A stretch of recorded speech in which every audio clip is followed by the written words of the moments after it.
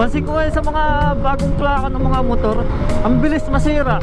Ang daling mag-crack nung pinagtutornilyuhan.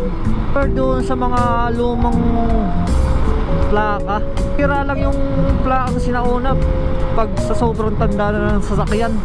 Pero yung plaka ngayon, kahit bago pa yung motor, tapos bago rin yung plaka, ang bilis niya mag-crack. Tapos gusto pa nila gawing doble plaka, di ba?